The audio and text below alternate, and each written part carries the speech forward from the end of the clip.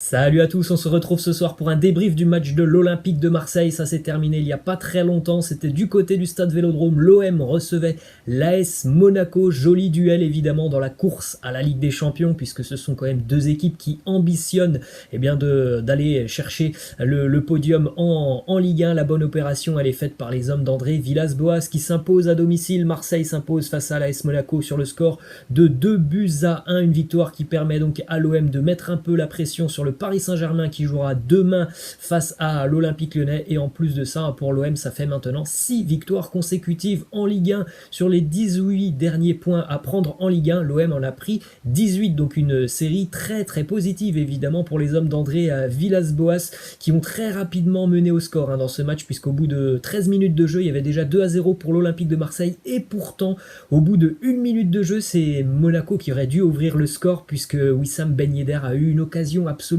énorme au bout de 1 minute de jeu. Il se retrouve à 2 mètres du but de Steve Mandanda. Un centre lui arrive et malheureusement, je pense qu'il doit y avoir un petit faux rebond parce que il rate l'immanquable. Le but est ouvert, il est à 2 mètres du but, Ben Yedder, et il envoie ce ballon au-dessus du but. Et quelques minutes plus tard, même pas 3 minutes plus tard, l'Olympique de Marseille ouvre le score sur une belle combinaison entre Benedetto et Flo Thauvin. Et puis même pas 10 minutes plus tard, le doublé pour les Marseillais avec cette fois-ci Thauvin qui sert Benedetto. Donc après, à partir de là, Marseille menait 2-0 sur ses 2 premiers tirs cadrés. À partir de là, Marseille s'est contenté de bien défendre. Et puis, Monaco n'a pas pu inquiéter l'Olympique de Marseille sur ce match, parce que les Monégasques ont vraiment manqué de créativité. Ils ont fait une première mi-temps très très décevante, les hommes de Niko Kovac. Beaucoup d'erreurs techniques, tout simplement, d'erreurs de relance, des ballons qui n'arrivent pas dans les pieds, des ballons qui sortent en touche.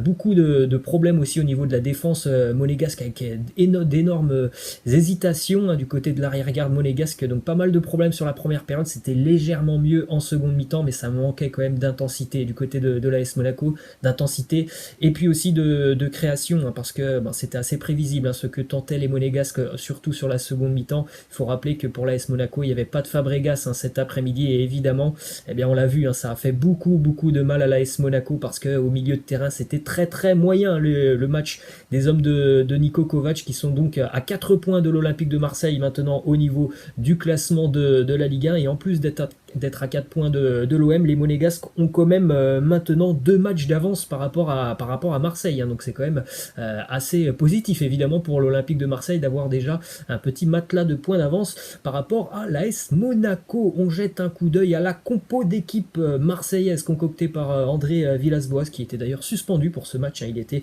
dans les tribunes du Vélodrome. L'Olympique de Marseille sans trop de changements évidemment aujourd'hui, avec Mandanda, Caleta-Car, Alvaro González. On avait quand même Nagatomo sur le côté gauche aujourd'hui, en remplacement évidemment de Jordan Amavi. Côté droit, Hiroki Sakai. Au milieu de terrain, on retrouvait Boubacar Kamara, Morgan Sanson, Valentin Rongier, numéro 10, Michael Cuisance, et puis le duo en pointe, puisqu'il n'y avait pas de Dimitri Payet cet après-midi. On retrouvait donc Dario Benedetto et Florian Thauvin. On va évidemment noter l'Olympique de Marseille et le 11 des Phocéens. On démarre évidemment par le gardien Steve Mandanda, qui a encaissé un but, c'est celui de Wissam Ben Yedder sur penalty. Il part du bon côté, il n'est pas très loin d'ailleurs de ce penalty. Un match très très sérieux une nouvelle fois de Mandanda, c'est la note de 7 pour moi, parce que il a eu véritablement 2 gros arrêts à faire aujourd'hui sur la première mi-temps. Un coup franc, me semble-t-il, si mes souvenirs sont bons, de Badiachil, qu'il a tout simplement été chercher avec une belle parade. Donc voilà, un gros match encore une fois sur les 2 seules situations vraiment dangereuses. Il a été les chercher. Au niveau de la charnière centrale de l'Olympique de Marseille, aujourd'hui ça a été la note de 7 aussi pour les deux défenseurs, que ce soit Alvaro ou Caleta-Car. Ça a été très costaud. Monaco a eu beaucoup de mal à se procurer des occasions dans l'axe de la défense marseillaise. Ben Yedder, il a eu que très peu de bons ballons à négocier aujourd'hui, et c'est aussi dû à la présence des 2 défenseurs marseillais qui ont été costauds dans les duels. Donc un bon match pour les 2 joueurs, et notamment pour Alvaro, hein, que l'on voit depuis le début de saison osciller entre le bon et le moins bon. Là, franchement, c'est un match qui peut lui permettre d'engranger pas mal de confiance. Ensuite, au niveau des latéraux de l'Olympique de Marseille, on retrouvait donc le duo 100% japonais Nagatomo côté gauche et puis Hiroki Sakai côté droit. Pour moi, les deux joueurs méritent la note de 6. C'est très très sérieux d'ailleurs, hein, pour Nagatomo, vraiment pour quelqu'un qui ne joue que très très rarement, qui en plus de ça a quand même que très peu de rythme. C'est quand même assez sérieux ce qu'il nous a fait aujourd'hui dans le contenu défensivement. Il est là, il est présent, il est volontaire. Après, évidemment, c'est quelqu'un qui n'apporte pas beaucoup offensivement, même si on l'a vu quand même combiner quelques fois, notamment en première mi-temps, avec parfois Michael Cuisance qui pouvait se retrouver au milieu de terrain, ou Valentin Rongier. Et puis pour Hiroki Sakai, c'est sensiblement la même chose, hein, de l'autre côté, un match très très sérieux où il n'a pas été pris à défaut, hein, par les ailiers monégasques. Et puis bon bah comme d'habitude, Hiroki Sakai il se projette que très très peu offensivement, donc très peu d'apport pour le japonais, mais globalement c'est quand même solide, donc la note de 6 pour les deux japonais. Ensuite, juste devant la défense, on retrouvait Boubacar Kamara qui est à l'œuvre, hein, sur le premier but marseillais. C'est lui qui vient récupérer un bon ballon, on l'a vu vraiment dans la grinta, dans la récupération des ballons, les projections aussi vers l'avant. Ça a été un bon match de Boubacar Kamara, pour moi c'est la note de 7. C'est un véritable patron, hein, du milieu de terrain marseillais. Je trouve que plus les semaines passent, plus il est en train de s'imposer comme l'un des leaders de cet effectif marseillais malgré son jeune âge. Ensuite, on avait un autre duo avec Boubacar Kamara, on avait Valentin Rongier, très bon match, hein, de Rongier aujourd'hui, très très actif. Alors ça, on en a l'habitude, hein, de le voir, Valentin Rongier, il court énormément. Aujourd'hui, il a récupéré de bons ballons. C'est lui notamment qui récupère le ballon sur le deuxième but marseillais, qui va offrir ensuite la passe à Florian Thauvin. Très très bon dans le pressing, dans le placement. Gros match pour Valentin Rongier. On ne va pas noter évidemment Morgan Sanson, qui est sorti sur blessure au bout de 25 minutes de jeu. Il était dans le tempo, hein, sur la première demi-heure. Il a été remplacé par le jeune Pape Gay, qui lui aussi est quand même un joueur qui est vraiment pétri de talent.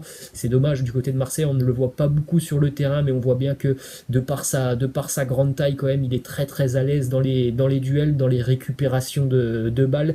Il est aussi très très doué techniquement quand même, un Pape Gay, pardon. Donc vraiment c'est un joueur qui a un sacré potentiel. Je pense qu'aujourd'hui il peut mériter la note de 6. En revanche, du côté du poste de numéro 10, on avait Michael Cuisance. Pour moi, c'est la seule déception de l'Olympique de Marseille ce soir, malgré le match plutôt minimaliste de l'OM. J'ai trouvé l'Olympique de Marseille assez séduisant dans ce qu'ils savent faire, les Marseillais, donc bien défendre, contrer et être efficace sur les phases de contre-attaque. En revanche, la petite déception pour moi, c'est Michael Cuisance. Voilà, je suis un peu déçu, j'attends beaucoup plus de lui. Pour moi, c'est la note de 4. Il n'a pas beaucoup d'influence dans le jeu de l'OM. C'est encore lui, hein, d'ailleurs, qui est remplacé en premier en seconde mi-temps, hein. Peut-être la preuve que voilà, on attend certainement plus de lui. Et pour le duo d'attaquants, les deux attaquants pour moi de l'Olympique de Marseille ont sensiblement la même note. Dario Benedetto, c'est la note de 7, c'est quand même un but et une passe D ce soir, beaucoup de travail défensif. Et pour Florian Thauvin, ça sera un tout petit peu juste en dessous, 6,5, même si Thauvin est buteur et délivre aussi la passe décisive pour Benedetto. C'est lui qui va être coupable sur le penalty pour Ben Yedder. Bon, c'est un geste évidemment d'attaquant qui vient défendre, mais vraiment ça a été quand même assez intéressant ce que nous ont proposé les attaquants marseillais, étant donné que, comme d'habitude, l'OM n'a pas eu beaucoup d'opportunités offensives. Sur le peu qu'ils ont eu, ils ont été quand même très souvent dangereux sur le but de Vito Manone. Voilà les amis, c'est la fin de ce débrief, j'espère que ça vous a plu. Je vous laisse et je vous dis à la prochaine, ciao.